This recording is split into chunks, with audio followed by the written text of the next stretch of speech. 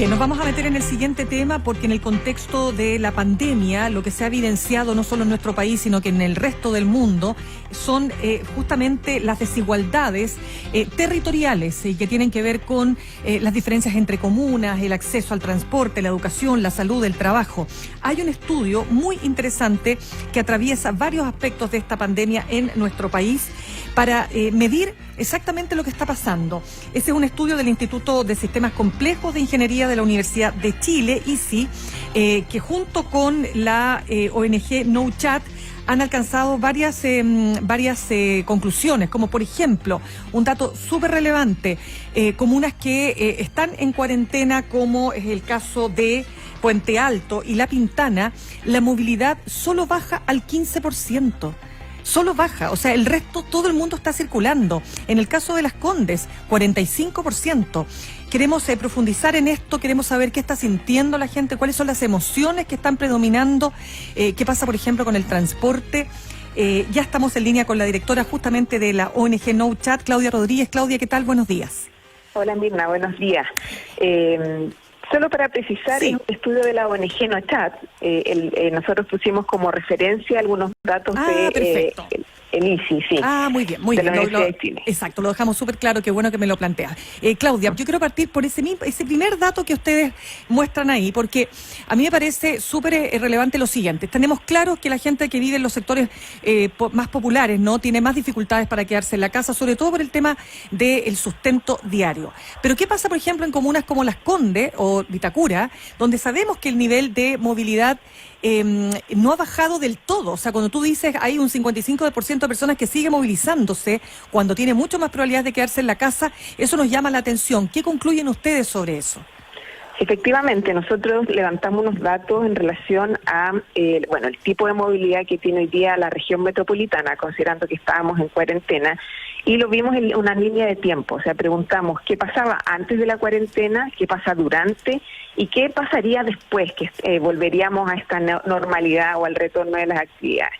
Y es interesante porque efectivamente, cuando tú lo asocias a teletrabajo, hoy día el 27% de las personas encuestadas continúa trabajando porque su trabajo no es posible que sea a través de teletrabajo. Son principalmente personas profesionales de la salud, personas que deben trabajar en terreno y entregar un servicio. Y a ellos, efectivamente, hoy día definen que el modo de transporte que utilizan durante la cuarentena es el automóvil, ya, o sea, es el modo de transporte mucho más utilizado en pro, por ejemplo, del metro o de Transantiago o Red, ya, que lamentablemente durante la pandemia, durante la cuarentena, es un modo de transporte que ha estado bastante afectado, ya.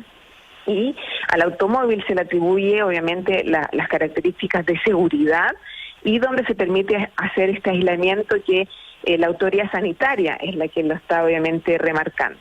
Entonces, ahí hay un tema, porque efectivamente lo que no buscamos es que durante la pandemia, pero sobre todo posterior a la pandemia, haya aumento exponencial y considerable del uso del automóvil. Eso es lo que no buscamos y lo que no queremos, porque efectivamente las calles no están preparadas para el automóvil y además hoy día hay que considerar unos nuevos modos de transporte saludables y limpios, como es la caminata y la bicicleta.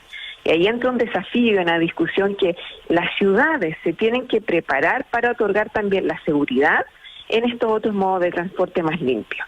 Ya. Y en nuestro estudio, efectivamente, la bicicleta aumenta y la caminata también aumenta, ¿ya? En desmedro, obviamente, del metro y del transporte público.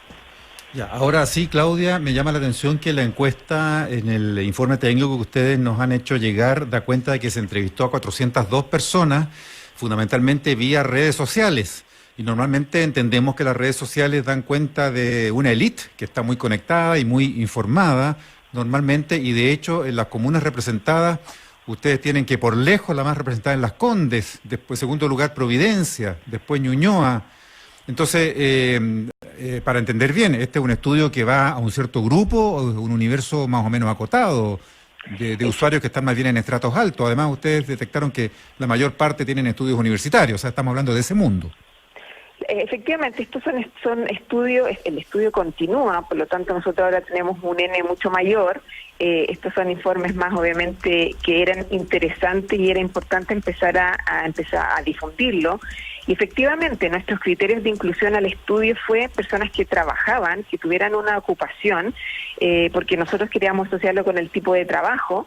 Y efectivamente, en nuestro estudio, que hoy día se tuvo que hacer por redes sociales, por link enviado a bases de datos que teníamos, por disponibilidad finalmente en espacios más virtuales, porque no podíamos hacerlo presencial, efectivamente nos sale que hoy día las comunas, como tú comentabas, son Providencia, Las Condes, y ahora lo importante es que hasta la fecha tenemos más de 35 comunas representadas.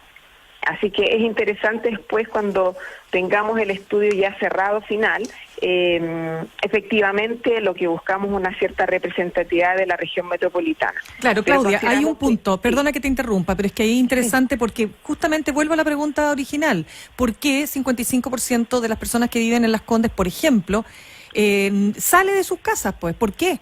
Si tienen mucho más posibilidades por todo lo que dice Mauricio, porque se trata de generalmente personas que pueden hacer efectivamente trabajo online, porque tienen mejores condiciones para aquello, etcétera. ¿Por qué salen? Sí, es súper buena la pregunta. Una de las cosas que evidencia finalmente la pandemia es que, como tú decías al principio de la entrevista, evidencia brechas de desigualdad.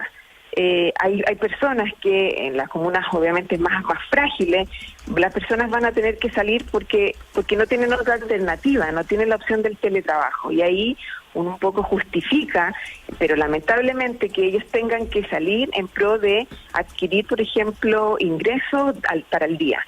Ahora, efectivamente hay un grupo de la población en comunas obviamente más acomodadas que también salen, entonces el cuestionamiento es ¿por qué salen? Si ellos tienen la capacidad o la opción de convertir su trabajo en un teletrabajo. Entonces ahí es donde entra el concepto de la responsabilidad individual y finalmente fortalecer las conductas de autocuidado que uno tiene que adquirir. Porque finalmente por más mensajes que tú tengas, por más lineamientos que tú entregues, efectivamente la responsabilidad última es la responsabilidad individual de cada persona. Sí, hay una pregunta, perdona Claudia, perdona Mauricio, solo un punto. Estamos conversando con la directora de la ONG No Chat, Claudia Rodríguez, a propósito de un estudio sobre situaciones relacionadas con la pandemia que tienen que ver con transporte, que tienen que ver con trabajo, en fin. Respecto del transporte, me llamó la atención que el 67,41% dice que usa la mascarilla, pero que el distanciamiento físico es apenas del 11,19%, y la mayor parte de la gente encuestada lo que más pide es que se establezca un nuevo modo de producir, o sea, de que se pueda, ¿no es cierto?, hacer esta actividad sin que suponga un riesgo para los pasajeros, porque hasta ahora yo no sé si estoy equivocada, pero no existe como un número máximo de personas que pueden entrar a un bus, por ejemplo. Claro, efectivamente, hoy día en nuestro estudio, la principal medida sanitaria que ellos incorporan es la mascarilla como medida finalmente de prevención. Ahora, una de las preguntas que realizamos es que efectivamente, ¿qué le dirías a la autoridad sanitaria, a la autoridad de transporte a considerar cuando se tenga que incorporar obviamente el uso masivo del transporte público? Y una de las cosas que busca, además de la medida sanitaria que tú expresas, es limitar el número de personas al interior, en este caso del metro y del transporte público entendido como bus y red, y aumentar la frecuencia de esos recorridos. O sea, las personas consideran que serían unas buenas medidas.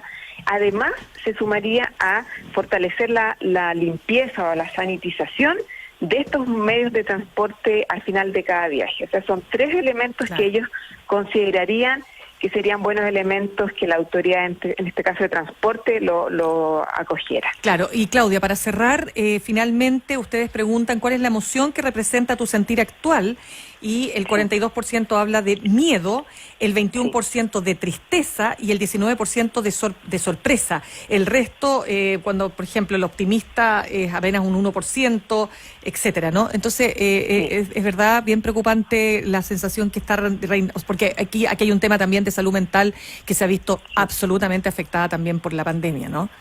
Sí, de todas maneras. Así que es muy interesante haber levantado estas percepciones que efectivamente hoy día reflejan, como tú decías, miedo, ansiedad y preocupación. Entonces, hoy día, futuramente vamos a tener que generar políticas que vayan en búsqueda de fortalecer el ámbito, obviamente, de la salud mental de todos los chilenos. Así que es interesante lo que estamos levantando y se agradece el espacio para poder difundirlo. Muy bien. Claudia Rodríguez, directora de la ONG No Chat, gracias por este contacto con ADN hoy. Adiós, que estén muy bien.